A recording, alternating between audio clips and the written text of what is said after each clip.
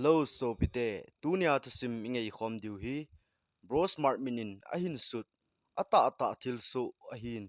a chaina gei ngai chi din ka hin te mu ve mizo sin e jing sa banguvin I chen naw lei si chung hi city sung hi hen thinglang gam sung la hi zong le a phat to ki to in mun gim nei mun khat an zi na hi khupi sung tang thupi la zong thinglang gam sa nga ti zat le gim nei ta thil so na mun zong an da pon hi che bang chun mi e khalo zong le atam zon tuilang vadung a hi lo le tuilang area kiti hi I het diu kata sanin hi chigam hi pute pa te khanglai chun anaki ha sei mun khat chu ahin akum le a hla ho seida taw hitin ake khama in ngai khom mei diu hi tuilang vadung left lam se hi Sadar Hills district ahin tunwang kangpopi district tin akimin votan hi vadung right lam se hi Tamenglong district sung ahikit tai hichi vadung hi vadung ni ki gom ahin vadung khat pa hi langka akitin vadung khat pa hi tuilang akitin ipizia tuilang kiti ham hichi tui hi tui gim nei ta ahin veleu chun imacha mi na numu lo diu hinla mun khat lai chu lipi thu ta a kive dumze zu jing green color ngen a hi zi in gulpi chen na tampi ome tin te si hon ana sei ziu vin hi hichi vadung hi gim nei ta a aniki sei wangin agam sunga cheng ho din ki hin so na thupi ta kha chu anahin ngaman mi ho chun nga thang akam zi un nga fitli chenga saw apuji un chule ngami mihem tabong zong thanga apujiu vin hi hichi vadung hi chu lai le tui alen zi in thangte ni panglang ge jin aleng do zi e hichi vadung hin mi tampi hin khozong analai tin ana sei ziu vin hi lilai lunga thiloi alho mangloi vadung apal gal kai petna gal kai man lova mi alho mangjong an umin a hi hichi a hi ipu ipa teovin amin hi tuilang ti a anamin vo u a hi hichi vadung palding ho hin numai pon ve khamtang zema ki khong ho aki ve puma apal ding te si hon anaphal povin a hi khamtang pon ve zem khu gulpi zema kon kilado a hi zi in anaza da uvin gulpi zema kon kilason a hi zi in tuipalgal kai pi ding chu no mo anasa zi uvin a hi masang lahin nunga khat zan muthim noin lam ahin zo nin hichi vadung hi ahin palin kichata in lam ahin delta na hi le lampi a vadung panga hin golang khanin la anasa ahin mun aman zong mihim a hi sa in heo vadung hin nei tha agal kai jin kati azawale kawai geizi in mu athim tan kaloite kaphazo tapoi tin kichapumin asei tai golang pan zong henge na in gei na hung tha na nge kicha hi in ati pi tan hi chun numei nu zong alung mong hle tan golang pan zong ahin po in vadung ahin gal kai pi tan numei nun zong ki pa thu aseijin he o nang koi kho na him namin ipi ham tin adong ta na hi le golang pan zong kamin he thang ahin lasan thlang lang khu ka chen na hi ati pi in ong hlon le khusung ahin phalan tan khusunga meiwa akimu phanin golang pan keikile tange atin amang del tan hi numeinu zong in ahong hlong tan haptakhat zovin pusal pan asai na khu achun ache in he thangki ti pa chu agahol le koima ahekha an tapon numainun zong agel le thilum dan chu ahin he thim do tan kicha sa san in lam ahong kinung le tan hi hichikum ma hin upa khat len se ma ache kit le zan hlawa nuizin tui la a len aga se a kaile agi che zengin aman zong ka lo khai tu zan nga wang alit tu a len ta khat hididan a hi tin a len chu wadung pa ma a kai do le ama kinep na bang hitalovin mi thilong zo ana hitan ama zong ati azabet se nin a len ti a pai pe ti a hinda hlan in lama ahung zam tan hi azinga khuwa pha na aga vetle a len sunga chun imacha anum kit pon ama zong atizat je in len se ngama chu anga lo tan hi chule hi chi wadung panga hin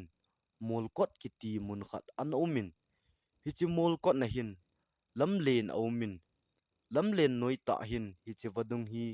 long su pe a hin mulkot noi ta hin li thu ta khat dum ze zun aki veizin mulkot li tin te si hon an min vo kinun tu geizin mulkot li tin aki seidan tan hi mulkot li hin gulpi a chengin ni pi lai zong le tui kang chom lovin omin a hi zanuya lam le na wa le ho din gimnei ta mun khat an hin hilai mun palding ho chu aki ngai se le ziuvin ni sa hlum masanga khusung thlun te ding anugu ziuvin a hi zan khat upa khat saikala ahung ahin hichimun ahin pha hin aku upa ho ma khat ana dingin cycle chu an kamin a hi khat pan zong a cycle la chun ahin putan a kholamu ahin zon han tan cycle tolpan aloi pa kom chun hi bang zan nuya naki chat lo hi za na changa na na ham atile aloi pan zong salwalanga thing tha a ka chi le ka khuzin den a hi tai ki hlon pi ding kananga a hi ze tin adon bunin a hi ahung ki tol lai hlonin cycle chu agi che jing ta na hi le cycle tol pa alung ahung hangin phatia na to thailo ham tin ahung ki sen ta na hi le them khat ahung zang domin in la chom khat ka in a cycle chu agi walin a sai but tapon pulo helovin ahung nam sila ala jing tan golpa ipiti dan ham ti a ado lai ta in agal lam hana meiwa khat ahung ki mutan hichun cycle tolpa chu aga akinung haile koima ana tapon amazong ati azawal wal zengin meiwa lam chu ahin del pheile nu chanin thau mei ahin kidet nin minga a hunghon a hi ze nu chatenin hepu kapa na hin mu hlan lo ham tin adong ta na hi le khat pan zong adon but ji a hetapon azonan na pa saikala ka hin pu a hin ahung kumpa ta atin akitol mang pai tai hin la thil so chu agel le nom asa thei pon khu he phalo zan laya nu chani changa apau nga a achi hlon chu agel le alung amung pon cycle chu ahin le tolin nu chate ni chu ahung khran pi ta na hi mei akide nun anung chi chi leo nu chate ni minga pa chu to aga kisu to tawvin khat pa wang khu a ha phapoi cycle tolpan golpa ipidinga chu meiwa na mu a chu na chop hla jing ham tin adong ta ni hi le aloi pan cycle mel la kamu khapoi hi bang kalel ka cholin tin a hin don but ta ni hi le cycle tolpa chu ati azawalin aluchang a bom ti a phajeng in hi tuilang wadung hi long su pe a tuilong wadung to kisuto kit a hi ze zan khat hichi wadunga pasal khat ngaman din ache ki tan hi le zan pungni don hin khuwa nai lo a hin wadung panga a hin naw cha khat anakap kinin hichi wang mi hem hi ponte ti chu a hen hin la amo da tha thei kit lo ji chun ama zong hichi naw cha chu a hin pon in lam ahung tan hi le naw cha chu ahung len che jeng tan a khon nan ama zong ati azan tola a hin se phan in lama ahung zam tan hi le ahin nung dal pe kinin hin la khusung mai wa la ahin pha pha nin amang tan hi kum pha bep khat zo hin tamei naga nunga go lang ho chu hi chi vadung panga hin ki hui hla in picnic a chi un ama ho zong tuila a akizap nup lai ta un golang khat amang tan tui thim dom hon a hol zong lew amuta povin hin la ni thum zo hin tui pa ma along dam sa amudo vin a hi hi chi vadung hi gammang thu ta la a long su pe zing a hin zan le gamleng ho zong kin lap lap ma sa zin a hi